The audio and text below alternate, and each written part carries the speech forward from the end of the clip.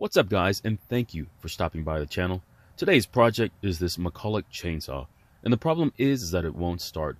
In the previous video we found out that the fuel lines were the problem. In this video we're going to fix the lines, go through the carburetor, and see if we can get it to run. I put the carburetor loosely back into the chainsaw so I wouldn't lose anything. Let's very quickly get it back to where it was in the last video.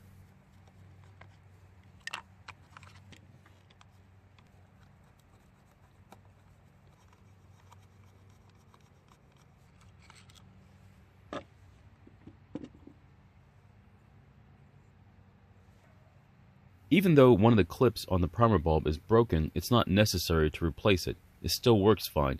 If there were signs of wear, I would go ahead and replace it. I'm going to remove the recoil assembly because I want to make sure that there are no screws under the recoil holding the cover to the rest of the engine. To replace the fuel lines on this McCulloch, we have to remove the side cover to actually pass the lines to the fuel tank. This is really my only gripe about the chainsaw. Otherwise, it's a great saw. There weren't any screws underneath the recoil, so all we have to do now is remove the rest of the screws on the cover and on the top handle.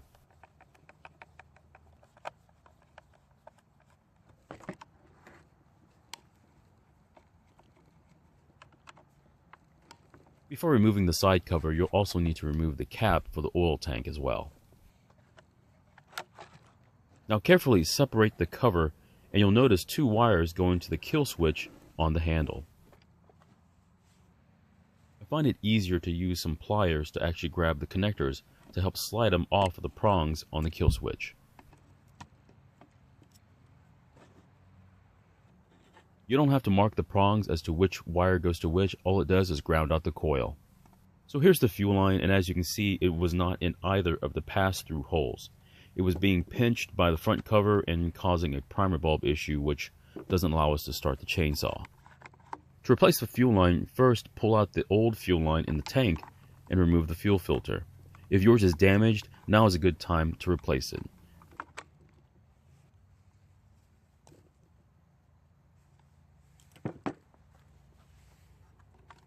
Then simply pull out the fuel line from the tank. Next, measure out a new fuel line and give yourself just a little bit extra. If it's too much, you can always cut it off at the end. You'll also need to make a return line. You can have it the same length as the fuel filter line or a little shorter. For both pieces of fuel line, you'll need to cut the ends at a slight angle. That way it'll be easier to push into the fuel tank.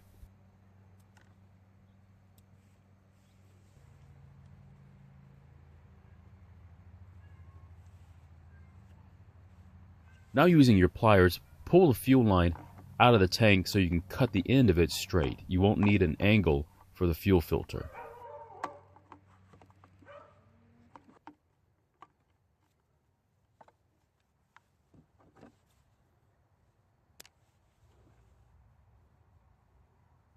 Now you can do the same procedure for the return line.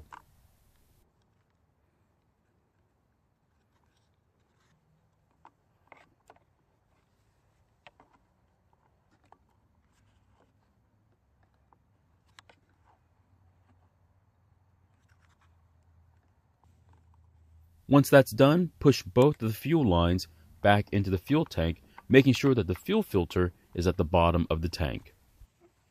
Next, carefully place the fuel lines through the pass-throughs. It goes without saying how important it is that they stay in place once the cover is back on.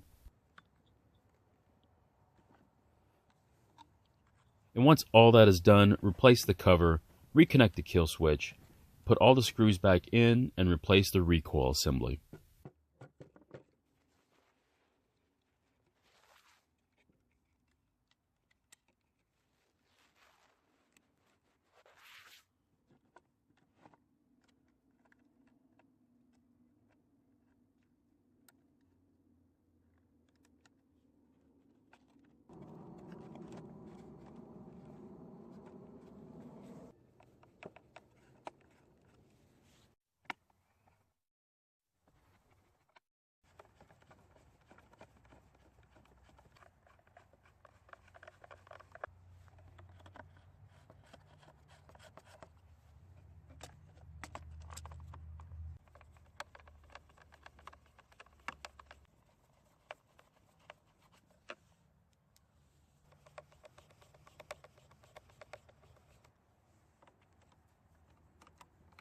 before putting the carburetor back onto this engine, let's go ahead and take it apart and inspect it to make sure it's in good working order. After removing the top plate, we're going to inspect the pumping diaphragm. And what we're checking for is to make sure that these flaps on the diaphragm lay flat against the carburetor. If they're not flat against the carburetor, you'll have to replace this diaphragm. Luckily, there is no dirt or debris in the screen. Let's put this side of the carburetor back together.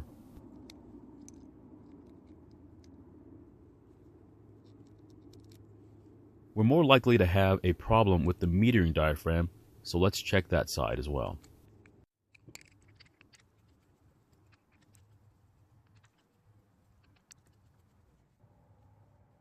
The metering diaphragm looks okay.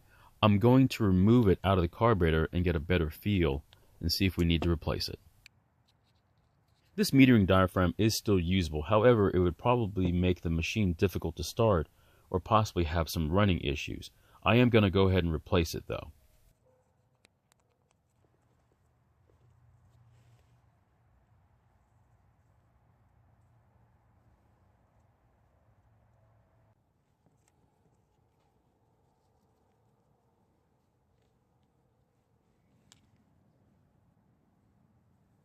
And once the carburetor is back together, reinstall it in the chainsaw. This is very important here. This is where things can get very wrong.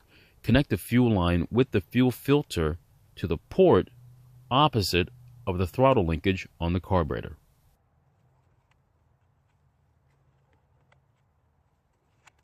And the other line is the return line that has no fuel filter. Move that line to the primer bulb area.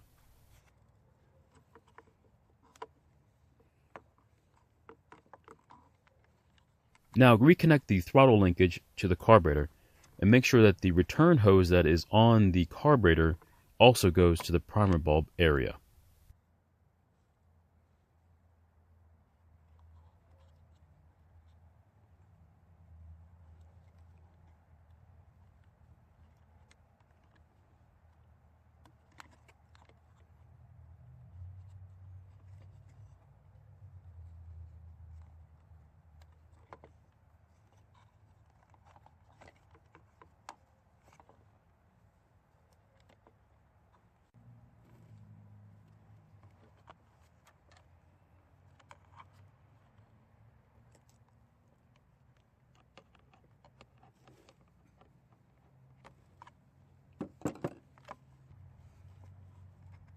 Now place the carburetor where it's supposed to be and replace the air filter assembly and the bolts that hold it to the engine.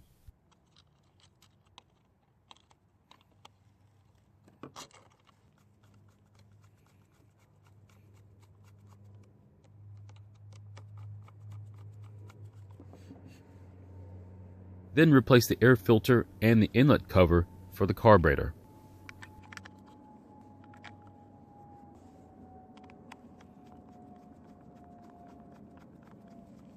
Now to reinstall the primer bulb. The longer port will be connected to the fuel line that goes into the fuel tank. And finally, the smaller port on the primer bulb is connected to the fuel line that goes to the carburetor on the left side of the carburetor. And since we emptied the tank of any gas before we started this, let's go ahead and add some fresh gas and try starting it.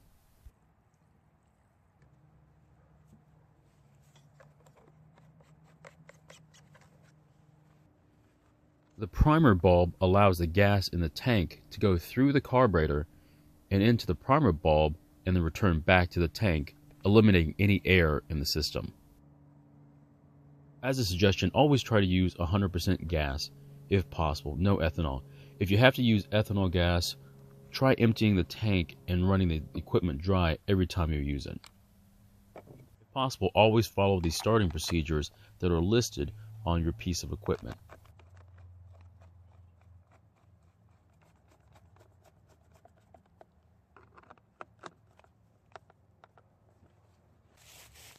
Replacing fuel lines on a chainsaw usually isn't this involved.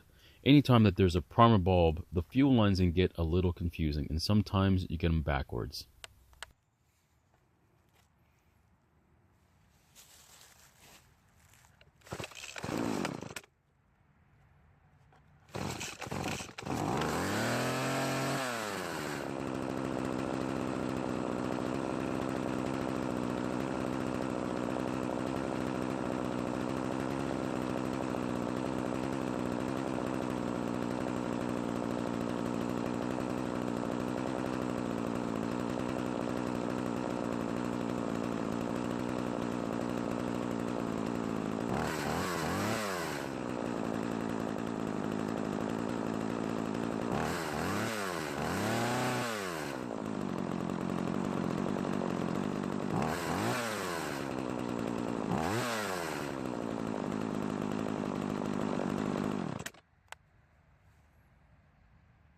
Thanks for watching this video, and if you have any comments or questions about your small engines, please leave them in the comments below. And please consider subscribing, as it really supports this channel, and I'll see you guys in my next video.